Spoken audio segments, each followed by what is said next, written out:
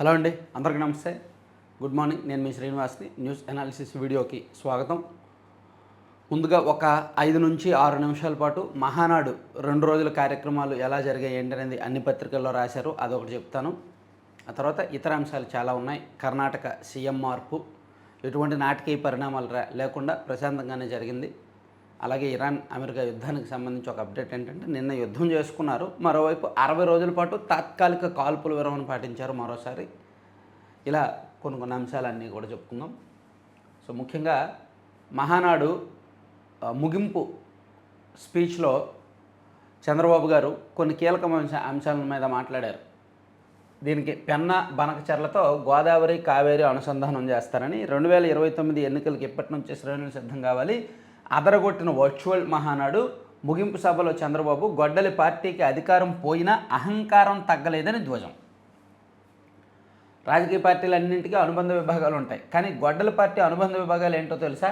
గంజాయి batch, blade batch, social media psycho batch, fake news ప్రచారానికి Paytm batch, హత్య రాజకీయాలకు కిరాయి హంతక బ్యాచ్, హిందూ ధర్మం దేవాలయాలపై దాడికి మరో బ్యాచ్, కల్తీ మద్యానికి మరొకటి, ఇలా 7 విభాగాలు ఉన్నాయి అని మహానాడులో సీఎం చంద్రబాబు గారు వ్యాఖ్యానించారు. పెన్నా బనకచెర్ల ద్వారా గోదావరి కావేరి నదుల అనుసంధానంపై కేంద్ర ప్రభుత్వం యోచిస్తోందని తెదేపా అధినేత ముఖ్యమంత్రి చంద్రబాబు చెప్పారు. ఇది సాకారం అయితే రాష్ట్రానికి ఎంతో ప్రయోజనం కలుగుతుందన్నారు. సీఎం అంటే కామన్ మ్యాన్, సాధారణ ప్రజలకు ఎంత అందుబాటులో ఉంటే పేదలకు అంత న్యాయం జరుగుతుందని పేర్కొన్నారు. ప్రగతి అనేది ఐచ్ఛికం కాదు, తప్పనిసరి అని, ప్రగతి లేకుంటే సుస్థిరత ఉండదని స్పష్టం చేశారు. మంగళగిరిలోని తెదేపా కేంద్ర కార్యాలయంలో మహానాడు ముగింపు సందర్భంగా చంద్రబాబు పార్టీ శ్రేణులకు దిశానిర్దేశం చేశారు. 2029 ఎన్నికలకు ఇప్పటి నుంచే సిద్ధం కావాలని పిలుపునిచ్చారు. గొడ్డల పార్టీకి అధికారం పోయినా, ప్రతిపక్ష హోదా కూడా దక్కకపోయినా అహంకారం మాత్రం తగ్గలేదని దుయ్యబట్టారు. రాజకీయాల్లో అదొక విలువ లేని పార్టీ అని ధ్వజమెత్తారు. గొడ్డల party never again, NDA again and again అంటూ కార్యకర్తలతో నినాదాలు చేయించారు. చంద్రబాబు ప్రసంగంలో ముఖ్యాంశాలు ఇవి అని మొత్తం వైసీపీకి సంబంధించి అండా సాక్షి పేపర్లో ఏమేమి రాస్తారనేది, ఆ పార్టీ వ్యవహార శైలి, ఇవన్నీ కూడా సుదీర్ఘంగా ఆయన ప్రసంగించారు. దానికి ముందు లోకేష్ గారు చాలా అంశాలు ప్రసంగించారు. అలాగే నిన్న ఎన్టీఆర్ జయంతి సందర్భంగా హైదరాబాద్లోని మైత్రివనంలో, అమీర్పేట మైత్రివనంలో ఆ చౌరస్తాలో ఎన్టీఆర్ విగ్రహాన్ని ఆవిష్కరించారు అక్కడ సీఎం రేవంత్ రెడ్డి గారు. జాతి గర్వించదగ్గ నాయకుడు ఎన్టీఆర్, నీతి నిజాయితీ ఉక్కు సంకల్పం ఆ మహనీయుడి సొంతం. ఇందిరమ్మ రామారావు స్ఫూర్తితోనే కాంగ్రెస్ ప్రజాపాలన. వీళ్ళిద్దరు బద్ధ విరోధులు. ఈమెకి వ్యతిరేకంగానే ఈయన పార్టీ పెట్టాడు. ఈయన సీఎం అయిన 2 ఏళ్లలోనే ఈమె దించేసింది. వీళ్ళిద్దరు బద్ధ విరోధులు, వీళ్ళిద్దరు స్ఫూర్తితో కాంగ్రెస్ పాలన. తప్పలేదు, రేవంత్ రెడ్డి గారి పరిస్థితి అది. వాళ్ళిద్దరిని కలిపిన చరిత్ర కూడా, ఆ 2 పార్టీలను కలిపిన చరిత్ర కూడా రేవంత్ రెడ్డి గారిదే. పొత్తు పెట్టుకునేలా చేసిన చరిత్ర కూడా రేవంత్ రెడ్డి గారిదే. హైదరాబాద్లోని అమీర్పేట మైత్రివనం చౌరస్తాలో ఎన్టీఆర్ విగ్రహావిష్కరణలో తెలంగాణ ముఖ్యమంత్రి రేవంత్ రెడ్డి, కులాలు మతాలు ప్రాంతాలకు అతీతంగా జాతి గర్వించదగ్గ నాయకుడు నందమూరి తారక రామారావు అని తెలంగాణ సీఎం రేవంత్ రెడ్డి కొనియాడారు. ఒక సీఎంగా ఆయన విగ్రహాన్ని ఆవిష్కరించడం జీవితకాలం గుర్తుండిపోయే జ్ఞాపకం అన్నారు. కాంగ్రెస్ ప్రభుత్వం తీసుకునే ప్రతి నిర్ణయంలో ఇందిరమ్మ ఎన్టీఆర్ల స్ఫూర్తి కనిపిస్తుందన్నారు. హైదరాబాద్లోని అమీర్పేట మైత్రివనం చౌరస్తాలో మహానటుడు, తెలుగుదేశం పార్టీ వ్యవస్థాపకుడు, ఉమ్మడి రాష్ట్ర మాజీ ముఖ్యమంత్రి దివంగత నందమూరి తారక రామారావు జయంతి సందర్భంగా చేపట్టిన విగ్రహావిష్కరణ కార్యక్రమానికి ఆయన వచ్చారు. నిజానికి ఇది జూబ్లీహిల్స్ ఉప ఎన్నిక సందర్భంగా అక్కడ స్థానికుల కోరిక మేరకు హామీ ఇచ్చారు, ఒక కాంస్య విగ్రహాన్ని ఏర్పాటు చేస్తామని. దాన్ని సాకారం చేసే దిశగా నిన్న ప్రారంభించారన్నమాట.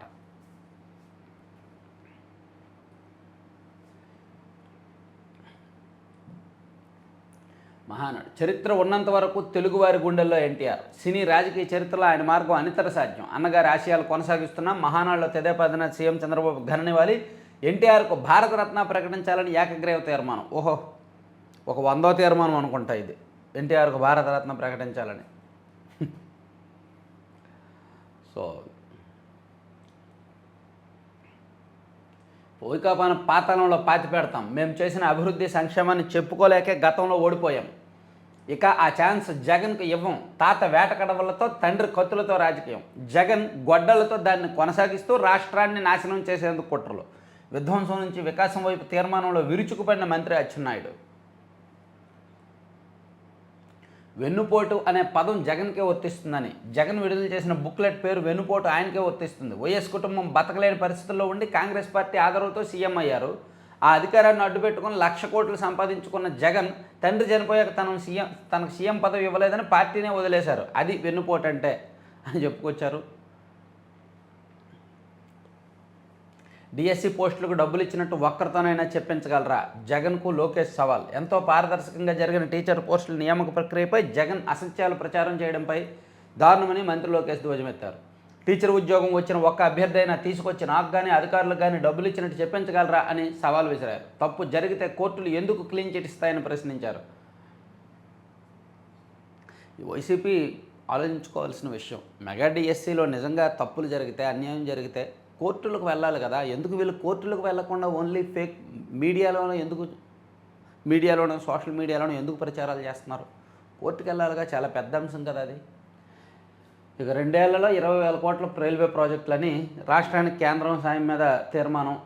అలాగే విజనరీ లీడర్ కావాలని యువత కోరుకుంటోంది. సంపద సృష్టి మీద తీర్మానం కోటమిరెడ్డి గారు. అండ్ 81,870 కోట్లతో జాతీయ రహదారులు, మౌలిక వస్తువుల రంగంలో పురోగతి తీర్మానం సోమిరెడ్డి చంద్రమోహన్ రెడ్డి గారు. అండ్ అన్నదాతకు అండగా తీర్మానం, రైతులు నిలబెట్టింది తెదేపా ప్రభుత్వాలే, దూలిపాల నరేంద్ర గారు తీర్మానం అది. డిఎస్సిపై బురద జల్లి జగన్ బెంగళూరు పారిపోయారు. జంజీతో ప్రత్యేక భేటీలో మంత్రి లోకేష్.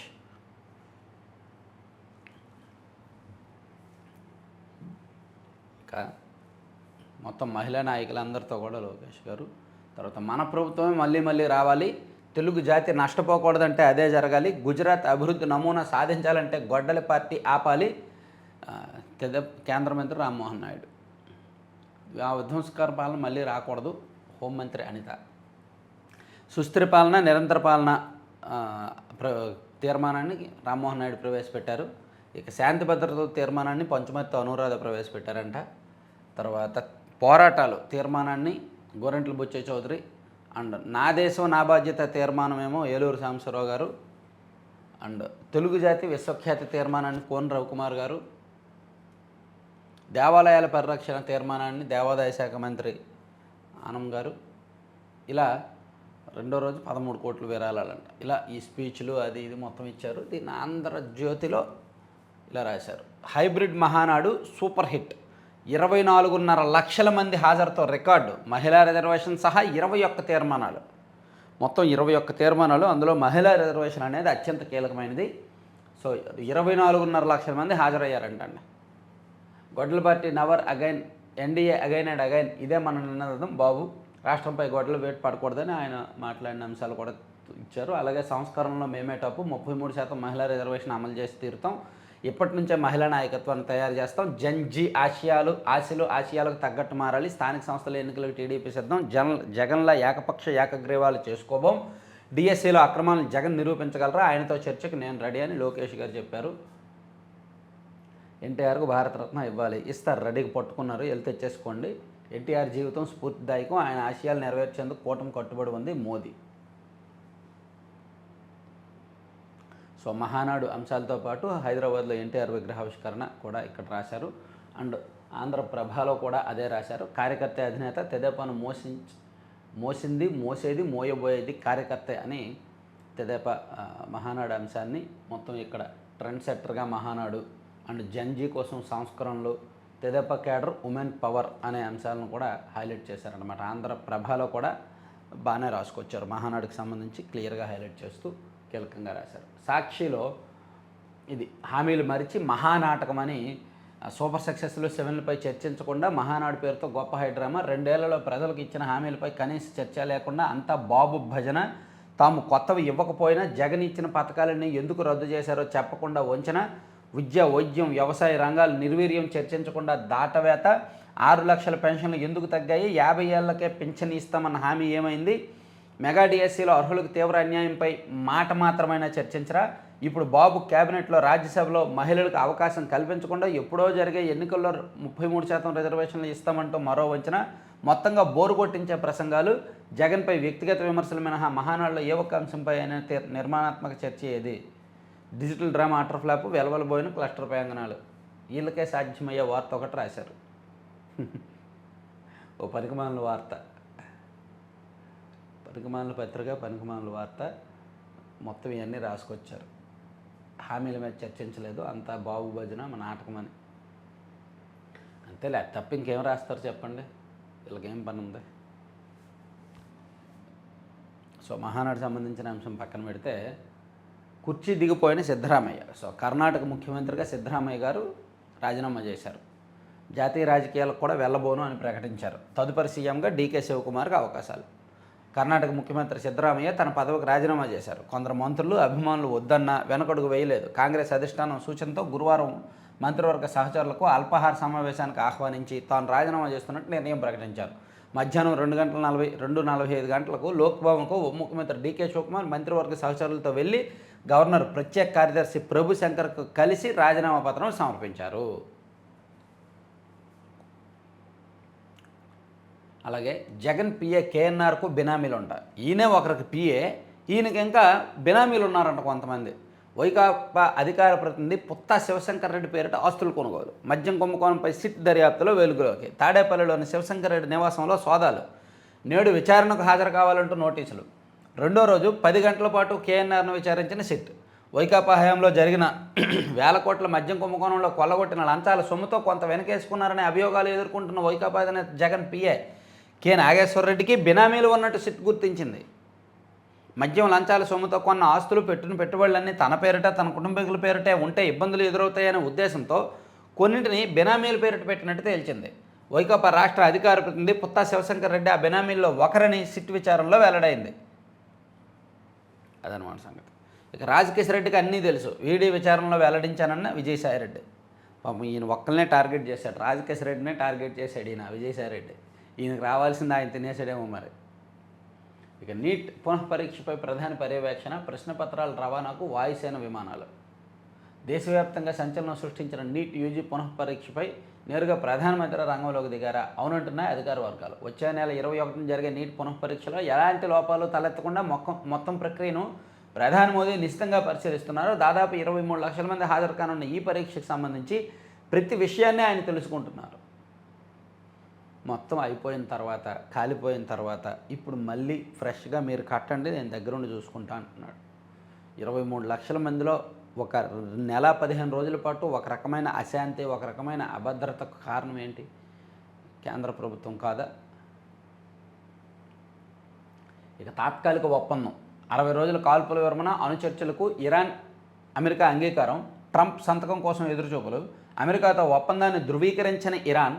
అంతకుముందు బందర్ అబ్బాస్పై విరుచుకుపడిన అమెరికా. కువైట్పై దాడికి దిగిన ఇరాన్.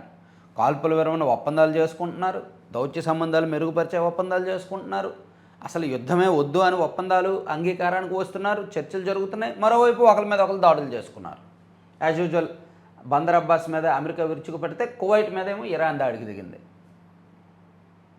ఈ వారాంతంలోగా డీల్. ట్రంప్ ఇరాన్తో చర్చలు జరుగుతున్నాయని, ఈ వారాంతంలోగా ఒప్పందం కుదురుతుందని అమెరికా అధ్యక్షుడు ట్రంప్ తెలిపారు. బుధవారం కేబినెట్ సమావేశం ప్రారంభంలో ఆయన ఈ ప్రకటన చేశారు. సిఐ గారు, మా కాబోయే అల్లుడిపై ట్రాఫిక్ చలనాలు ఉన్నాయా? కుమార్తె భవిష్యత్తు కోసం ఓ తండ్రి తాపత్రయం. సాధారణంగా పెళ్ళిళ్ళు జరిగినప్పుడు అటు 7 తరాలు ఇటు 7 తరాలు చూస్తారంటారు కదా, అలా తన కుమార్తెను ఒక వ్యక్తికి ఇస్తున్నప్పుడు కాబోయే అల్లుడు ఎటువంటి లక్షణాలు ఉన్నాయి అనేది చూస్తుంటారు కదా. దానిలో భాగంగా అతను ట్రాఫిక్ చలనం అంటే అతను ఏమైనా మద్యం తాగి వాహనం నడుపుతాడా, రాత్రి 10:30 తర్వాత 11 తర్వాత ఏమైనా అతివేగంగా నడుపుతాడా, అసలు అతని క్యారెక్టర్ ఏంటి అనేది ట్రాఫిక్ చలనాల ద్వారా కూడా అతని క్యారెక్టర్. ఇప్పుడు సెల్ ఫోన్ డ్రైవింగ్ కావచ్చు, అజాగ్రత్త, నిర్లక్ష్యం, రెడ్ సిగ్నల్ ఉన్నప్పుడు వేసేయడం, వెళ్ళిపోవడం, సిగ్నల్ క్రాస్ చేయడం, అతివేగం, ఇలా. అలాగే డ్రంక్ అండ్ డ్రైవ్, బాధ్యత రాహిత్యం అండ్ మద్యం ఆపుకోలేకపోవడం, ఇలా అనేక లక్షణాలు బయటపడతాయి కదా. సో అందుకని ఆ తండ్రి ఆ ప్రయత్నం చేశాడంట. కానీ ఇది అల్లుడికి తెలిస్తే ఫీల్ అవుతాడుగా పాపం. కాబోయే అల్లుడికి తెలిస్తే నా మీద నమ్మకం లేదా అంటాడు. అరేంజ్డ్ మ్యారేజ్లో ఇవన్నీ కామన్. 4 డివిజన్లు, 385 స్టేషన్లు, 3532 కిలోమీటర్లతో దక్షిణ కోస్తా జోన్. ఏటా 100 మిలియన్ టన్నుల సరుకు రవాణా. జూన్ 1 నుంచి అధికారిక కార్యకలాపాలకు సన్నద్ధం. విశాఖపట్నం కేంద్రంగా రాష్ట్రంలో రైల్వే పరిధి అంతా కలిపి ఏర్పాటైన దక్షిణ కోస్తా జోన్ 3532 కిలోమీటర్ల మేర ఉండనుంది. దీనిని రూట్ కిలోమీటర్లుగా పేర్కొంటున్నారు. ఇక డబుల్ లైన్, ట్రిబుల్ లైన్ తదితరాలు అన్నీ కలిపితే 6454 కిలోమీటర్ల మేర ఉంటుందంట. సో జూన్ 1వ తేదీ నుంచి దీని కార్యకలాపాలు ప్రారంభం కాబోతున్నాయండి. విద్యుతాఘాతంతో 5 ఏళ్ల బాలిక మృతి. విజయవాడలో ఘటన. సో ఎవరైనా లైక్ చేయకపోతే లైక్ చేయండి. వీడియోని చూస్తున్న ప్రతి ఒక్కరు కూడా లైక్ చేయండి. కింద లైక్ బటన్ ఉంటుంది, అలాగే పక్కన షేర్ బటన్తో షేర్ చేయండి. వీలైతే మీ స్టేటస్లో పెట్టుకోండి. ఈరోజు ఈ వీడియో లింక్ మీ స్టేటస్లో పెట్టి సబ్స్క్రైబ్ దిస్ ఛానల్ అని చెప్పి పెట్టండి. వాట్సాప్ స్టేటస్లో పెట్టండి. ప్రతి ఒక్కరు కూడా కొత్త వాళ్ళ చేత సబ్స్క్రైబ్ చేయించండి. మహానాడు కోటి మంది కార్యకర్తలు 2 రోజుల్లో 24.5 లక్షల మంది హాజరు. హైబ్రిడ్ విధానంలో నిర్వహించిన తగ్గని జోషు, ప్రతి దశలోనూ లోకేష్ ముద్ర. సో అన్ని మహానాడు అంశాలే ఎక్కువ దీనిలో కవర్ చేశారు.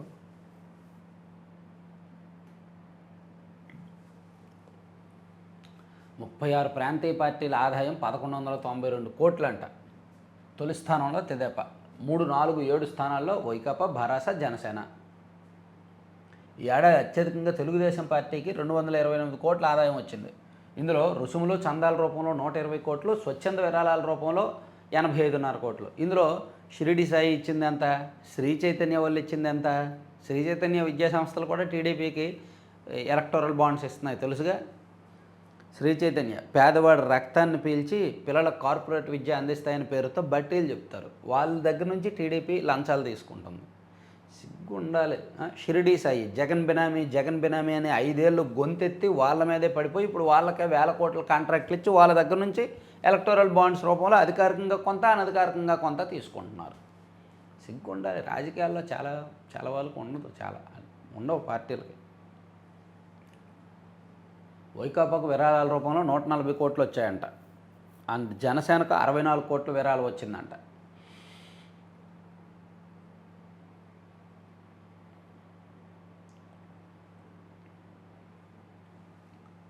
రాష్ట్రంలో ఒంటరి వ్యక్తులు 32 లక్షల మంది. వీరిలో మహిళలు 22 లక్షల మంది. పిల్లలున్న అత్యధికులు ఏక వ్యక్తి కుటుంబాలుగా నమోదు. 2024 ఎన్నికలకు ముందు ఉన్న గణాంకాలు ఇవి. ఒంటరి వ్యక్తులు 32 లక్షల మంది. ఇక న్యాయ వ్యవస్థలో సాంకేతికత వినియోగానికి శ్రీకారం. ఎలక్ట్రానిక్ పద్ధతిలో సమన్లు, వారెంట్ల జారీకి వెసులుబాటు. ఏపీ ఎలక్ట్రానిక్ ప్రాసెస్ నిబంధనలపై గెజిట్ విడుదల.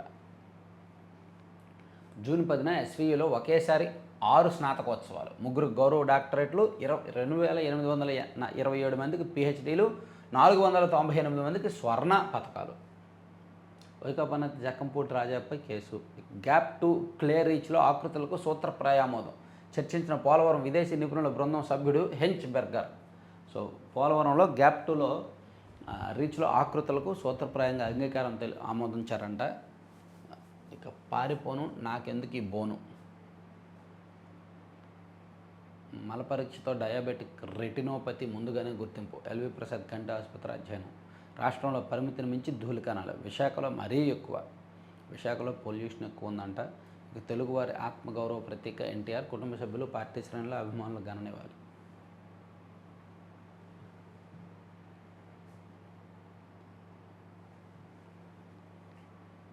ఇంధన ధరలపై పెంపునకు ఉద్యమిస్తాం. మండే ఎండలో ఆకస్మిక వర్షాలు. నిజమే, నిన్న సాయంత్రం సడన్గా వర్షాలు పడ్డాయి కదా అన్ని చోట్ల. పెద్ద ప్రీమియర్ షో టికెట్ ధర 600 అంటండి. శ్రీశైలంలో వీఐపీ బ్రేక్ దర్శనాలు రద్దు. చేశారంట. అలంకార దర్శనం మాత్రమే ఏర్పాటు చేస్తున్నారంట. జల వివాదాల పరిష్కారానికి సహకరించుకోండి. కెన్ బెట్వాన్ ఆదర్శంగా తీసుకోండి. రాష్ట్రాలకు ప్రధాని మోదీ సూచన. నా సిఫార్సు లేఖల కోట సగం వదులుకుంటున్నా. తితిద బోర్డు సభ్యుడు సుదర్శన్ వేణు. ఇవన్నీ ఈనాడు అంశాలు. సాక్షిలో అంశాలు ఇది పక్కన పెడితే సిద్ధరామయ్య రాజీనామా అంశాన్ని అటు హైలైట్ చేశారు. కర్ణాటక సీఎం పదవి నుంచి తప్పుకున్న కాంగ్రెస్ సీనియర్ నేత నూతన ముఖ్యమంత్రిగా డీకే శివకుమార్కి అవకాశం అని రాశారు. ఇక మరో డైవర్షన్ డ్రామా అంట. 2 ఏళ్ల పాలనలో ఇచ్చిన హామీలు అమలు చేయలేని స్థితిలో ప్రభుత్వం వాటి నుంచి ప్రజల దృష్టి మళ్లించు. మరోసారి మద్యం అక్రమ కేసుకు పదును. ఇందుకు ఎల్లో మీడియా వాయిద్య సహకారం. ఈ కేసులో A1తో సహా అందరికీ ఇప్పటికే బెయిల్ మంజూరు. అభియోగాలకు సరైన ఆధారాలు చూపలేకపోయిన సిట్ ఛార్జ్షీట్ దాఖలు చేశాక సిట్ కుట్రలో పార్ట్ 2కు శ్రీకారం. ఈ క్రమంలో తాజాగా కేఎన్ఆర్కు వేధింపులు. అసలు మద్యం దోపిడీ డాన్ చంద్రబాబే. గతంలోనే ఆధారాలతో సహా నిగ్గు తేల్చిన సిఐడి. కూటమి అధికారంలోకి రాగానే ఆ కేసు క్లోజ్. సో మద్యం కేసు ఎప్పుడైతే తెర మీదకి వస్తుందో అప్పుడు వీళ్ళు దాన్ని డైవర్షన్ డ్రామా అని చెప్పి సాక్షిలో రాయడం అలవాటే. సో ఇప్పుడు కేఎన్ఆర్ పాపం జగన్మోహన్ రెడ్డి గారి పిఏ దీనిలో నిందితుడిగా చేరుస్తారేమో అనే భయంతో ఆయన మీద కూడా ఛార్జ్షీట్ నమోదు చేసి అరెస్ట్ చేస్తారేమో అనే భయంతో డైవర్షన్ అని చెప్పి మొదలుపెట్టారు వీళ్ళు. ఇక వెరైటీస్ సిండికేటు ఓఎన్జీసీ కాటు 338 కోట్ల వెరైటీస్ టెండర్లో మాయాజాలం. వెరైటీస్ పౌడర్ కోసం టెండర్లు పిలిచిన ఓఎన్జీసీ సిండికేట్గా మారి టెండర్ దక్కించుకున్న 7 పల్వరైజింగ్ కంపెనీలు. టన్నుకు 8,500 అదనపు లాభంతో దోపిడీకి స్కెచ్.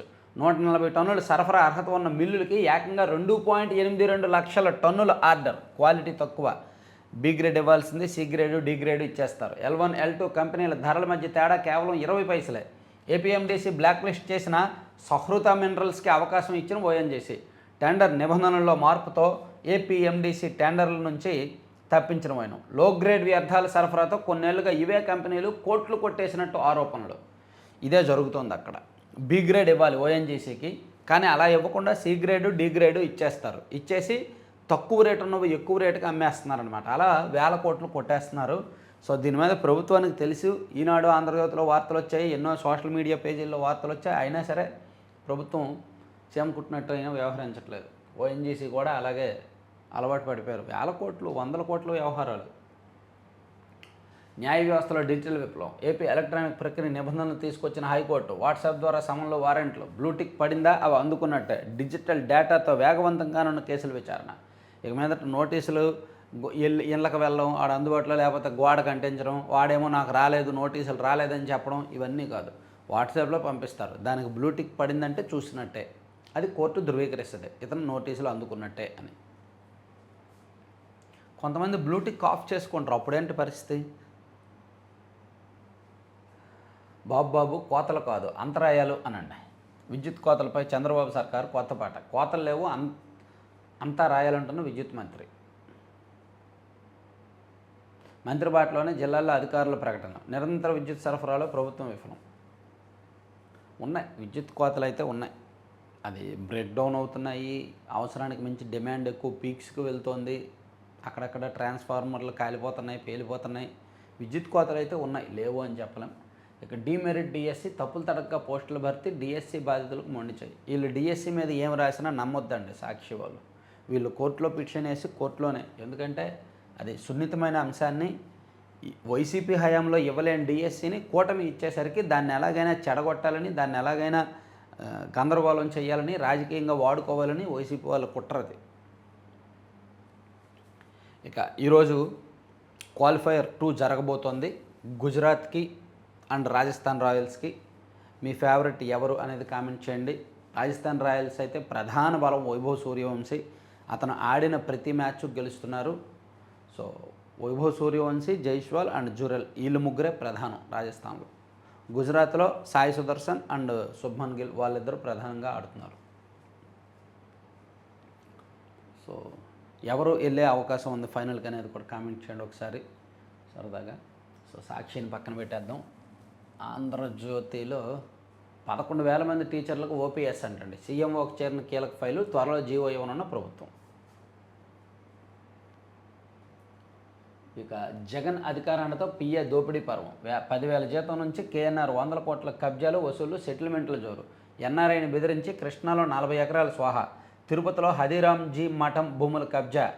బెజవాడలో కార్ల షోరూంలో వాటా, సెటిల్మెంటే. కేఎన్ఆర్ ఇల్లు, కార్ల షోరూంలో పోలీసుల తనకి. వైకాపా అధికార ప్రతినిధి శివశంకర్ రెడ్డికి నోటీసు. కేఎన్ఆర్కు బినామీ అని సిట్కు ఆధారాలు.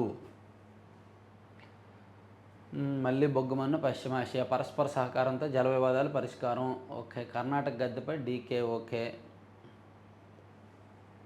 2వ పేజీకి వెళ్దాం. మహానాడుతో నింపేశారా? అవకతవకలకు నాదే బాధ్యత. సిబిఎస్ఈ ఓఎస్ఎం వివాదంపై కేంద్ర విద్యామంత్రి ధర్మేంద్ర ప్రధాన్. క్షమాపణ సరిపోదు, రాజీనామా చేసేయాలి. ఇదంతా లక్షలాది మందికి సంబంధించిన వ్యవహారం. ఇది రాజీనామా చేయండి. హైడ్రోజన్తో చిక్ పట్టాలు ఎక్కనున్న తొలి స్వదేశీ హైడ్రోజన్ ఫ్యూయల్నెస్ సెల్ రైలు. ఈ సాంకేతికత ఉన్న అతి తక్కువ దేశాల జాబితాలోకి ఇండియా. మనం చూసే రైళ్లకు పైన విద్యుత్ తీగలు ఉంటాయి. వాటి ద్వారా అందే విద్యుత్ సాయంతో రైళ్లు నడుస్తాయి. కానీ హైడ్రోజన్ రైళ్లకు అలాంటి వైర్లు అవసరం ఉండదు. అవి తమకు కావాల్సిన కరెంటును రైళ్లలోనే సొంతంగా తయారు చేసుకుంటాయంట. భారత్ మామిడిపై జపాన్ నిషేధం. మళ్ళీ బొగ్గుమన్న పశ్చిమాసియా. ఇరాన్ బందర్ అబ్బాస్ పోర్ట్ సమీపంలో అమెరికా దాడి. ప్రతీకారంగా కువైట్లోని అమెరికా స్థావరాలపై ఇరాన్ దాడులు. ట్విష నటి అండ్ మిస్ పూణే మాజీ మిస్ పూణే ట్విష శర్మ అనుమానాస్పద కేసులో ఆమె అత్తను అరెస్ట్ చేశారంట. విశ్రాంతి న్యాయమూర్తి అయిన గిరిబాలా సింగ్ను సిబిఐ అరెస్ట్ చేసింది. 4 రాష్ట్రాల్లో బీజేపీకి కొత్త అధ్యక్షులంట. సో ఇవన్నీ ఆంధ్రజ్యోతి. ఆంధ్రప్రభలో మహానాడునే 70% పరిచేసి ఇది అది జగన్ పియ్యకు బిగుస్తున్న వచ్చు, లిక్కర్ స్కామ్లో కర్త కర్మ క్రియ రాజకేశ్ రెడ్డి అని. సో అన్నీ రొటీన్ అంశాలే ఇచ్చారు.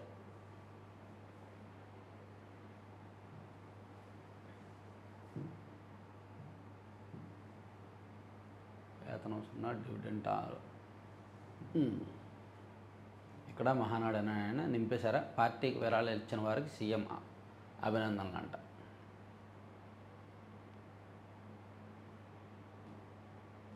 వంతుల వారి సీఎంలు కొత్త కాదు, అన్ని రాష్ట్రాల్లో చాలా రాష్ట్రాల్లో ఇవి జరుగుతూనే ఉంటాయి.